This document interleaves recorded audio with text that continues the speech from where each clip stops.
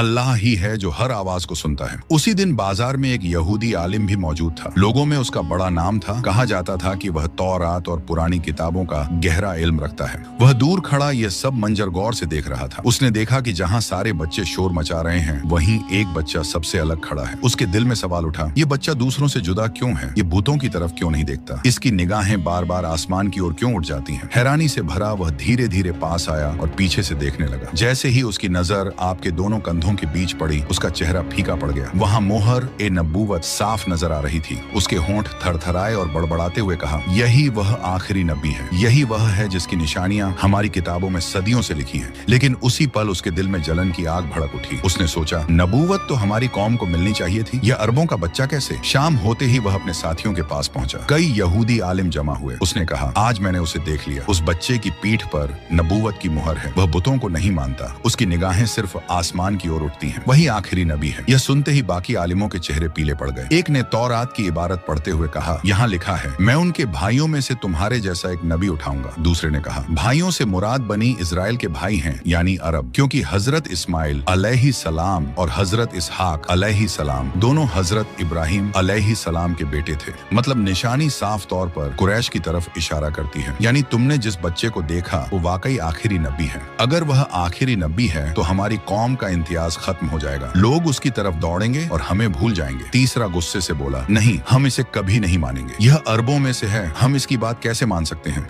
उनकी आवाजों में हसद, डर और जलन साफ झलक रही थी। मक्का की वादी में उस दिन अजीब सा सन्नाटा पसर गया था। सूरज की रोशनी तो फैली थी, मगर दिलों पर अंधेरा उतर आया था। उधर कुरैश के सरदार, काबा की चाबी के अमीन, सब कबीलों में इज्जत रखने वाले बुजुर्ग हजरत अब्दुल मुत्तलिब बिस्तर इमर्ज पर थे। बड़े बड़े सरदार उनकी चारपाई के पास बैठे थे। उनकी सफेद दाढ़ी सीने पर फैली थी और आंखों में अब भी नूर चमक रहा था। मगर सब जानते थे कि वह साया अब उठने वाला है। उनकी निगाहों के सामने बार बार एक नन्हा बच्चा घूम रहा था, वही जो उनके दिल का चैन और सुकून था। आगे की कहानी के लिए पार्ट 9 जरूर देखें।